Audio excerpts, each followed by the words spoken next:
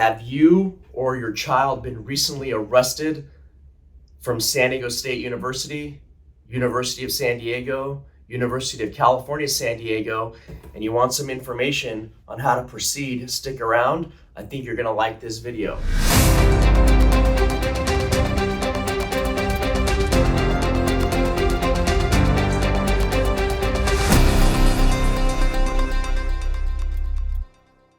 My name is Dod.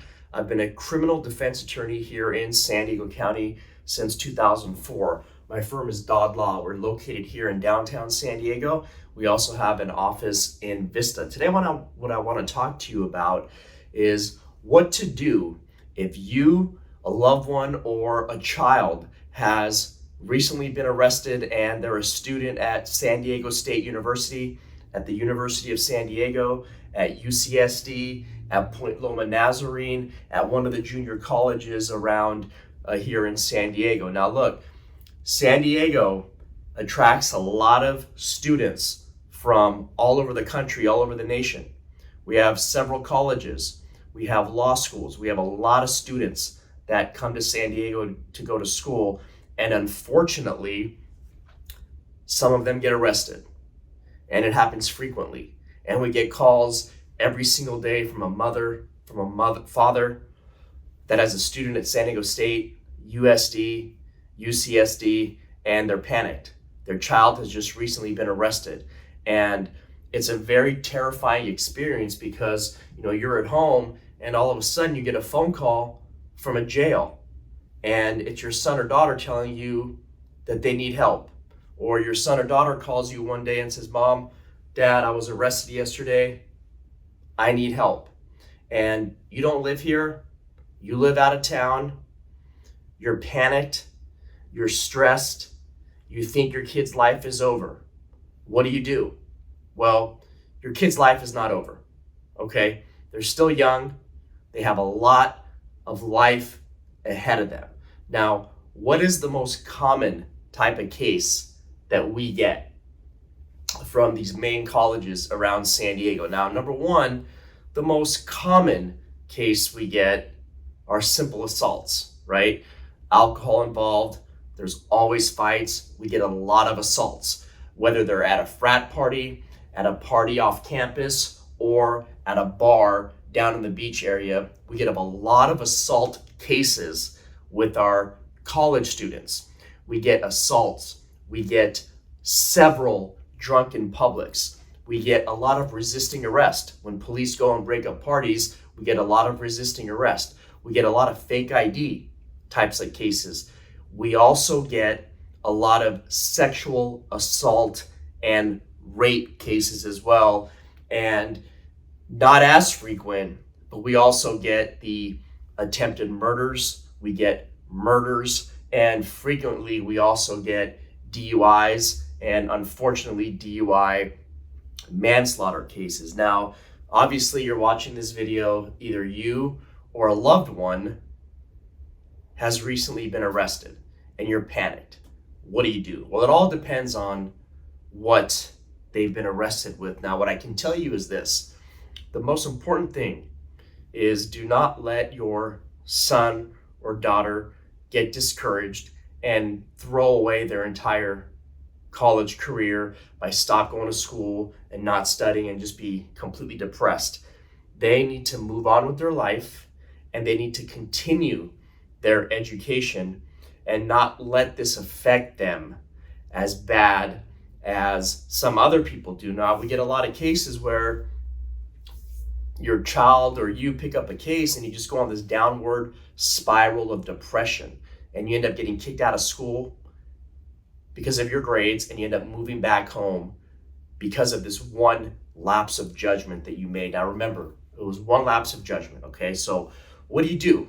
You've been arrested for an assault. What do? The most important thing in any case is please do not make any statements to the police. Do not talk to anybody about the case. If anybody at your school wants to talk to you about the case, you do not talk about the case until you consult with an attorney. If you have been arrested for assault, you might have a valid self-defense charge. It might not have been you, Okay, so do not make any statements until you consult with an attorney and you know your rights. If you've been arrested for Drunkinpublic or using a fake ID, you're also facing a mandatory 1-year suspension of your driver's license. Do not make any statements.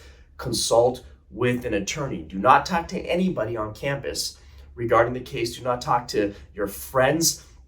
Do not even talk to your family about the facts of the case. You only want to talk about the case with an attorney, okay? If you've been arrested for sexual assault, again, do not talk about the case. Do not tell your friends, well, this was consensual and this is what happened. Don't talk about it. Don't talk about it with your family, friends, or loved ones. If anyone from your school wants to talk to you about the case, do not talk about the case. If you've been arrested for DUI manslaughter, attempted murder, or murder, please, the most important thing is do not talk about the case. Now, obviously, what's going to happen in these types of cases, it all ranges based on, what you've been charged with. Now, if we're going to start with like the low-level misdemeanors, if you've been charged with a fake ID, a Drunkinpublic, theft from the bookstore, a possession of drug paraphernalia or possession of drugs, yeah, we can probably work out some sort of deal where we're going to get that case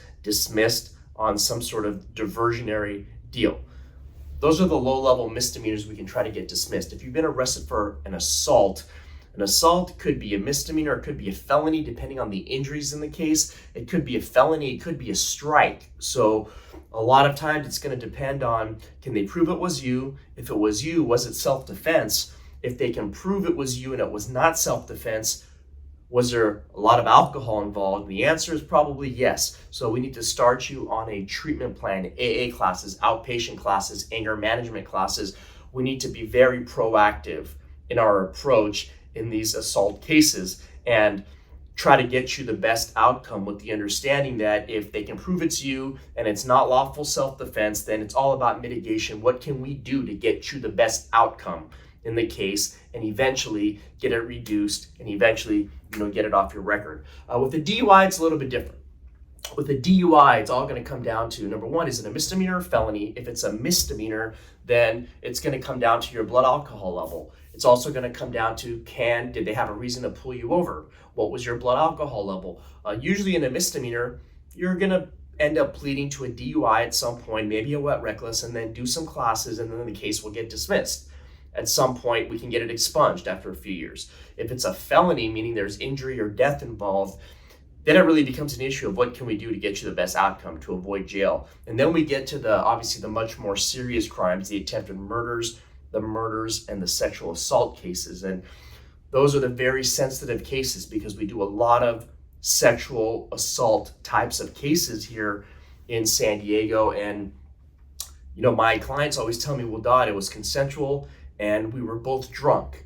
And that's typically the case in most of these sexual assault cases at San Diego State, USD, UCSD, Point Loma, Nazarene, is that both partners were drunk, and then one of the partners, and it's not always the female. I've handled cases where, there's a male saying that they were raped by the female. So it's not always the female, okay? So we get these cases all the time, and the most important thing to do in a sexual assault case is you get an attorney on board, because what we're going to do is we're going to reach out to the detective, we're going to reach out to the DA, and we're going to do whatever we can to prevent charges from being filed. I hope you enjoyed this video. Hit that like button, subscribe to our channel, hit the notification bell. I'm just out here trying to put out these free videos to help educate the public, to help people get the help they need.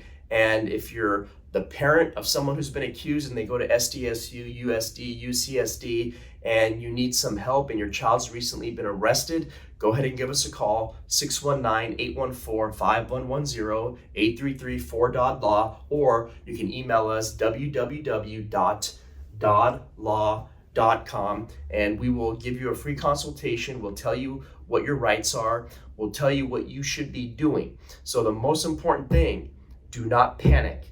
Do not stress out. These happen all the time in San Diego County, and we'll get over this bump, and we'll get over this bump together. Have a great day. Hit that like button. Subscribe to our channel.